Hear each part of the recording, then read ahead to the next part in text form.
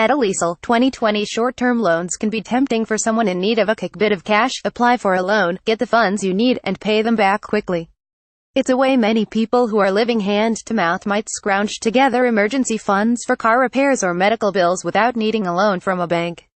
But short-term loans are fraught with risks, high fees and interest rates, brief repayment periods, potentially unscrupulous lenders, and should be approached with great caution. Short-term loans are easy to get. Short-term loans might be appealing for someone without savings or a credit card who needs money for emergencies. There are several different kinds of short-term loans, but in general they're easy to sign up for, usually via an application. They don't generally require the collateral and credit scores that a bank would demand. Most just require proof of employment with a certain monthly salary, a bank account, and a driver's license or other form of ID. And they disburse the money quickly, often within just a few hours. But short-term loans have lots of risks, but lenders also expect that money to be paid back quickly, certainly within a year, usually in just a month or 2 weeks, and often at exorbitant interest rates. For just a few $1,000s, most lenders won't offer much more than $10,000 or $15,000 at most. The borrower could be on the hook for an APR approaching 400% or more. If a borrower is unable to repay the principal within the allotted window, sizable late fees begin to accrue. And that's assuming the lender is honest. Some fly-by-night outfits could try to extract even more draconian penalties. Common short-term loans. There's an array of short-term loans, each with different characteristics, fee structures and terms.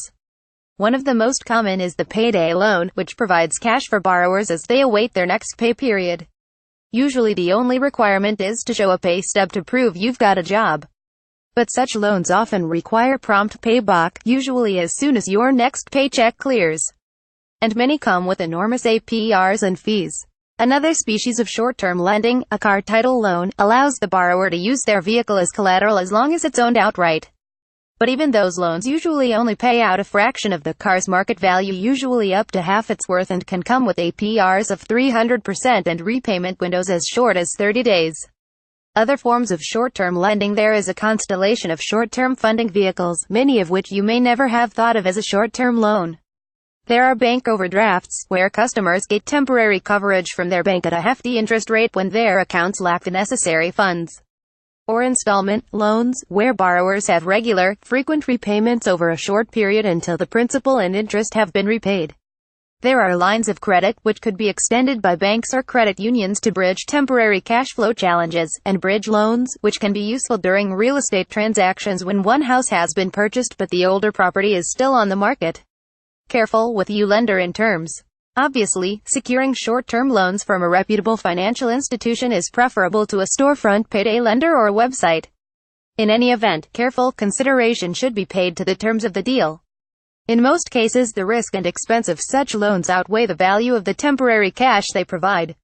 If you're unable to repay the amount under the agreed-upon conditions, you could find yourself needing to take out other short-term loans, leading to a dangerous cycle of borrowing. You may also like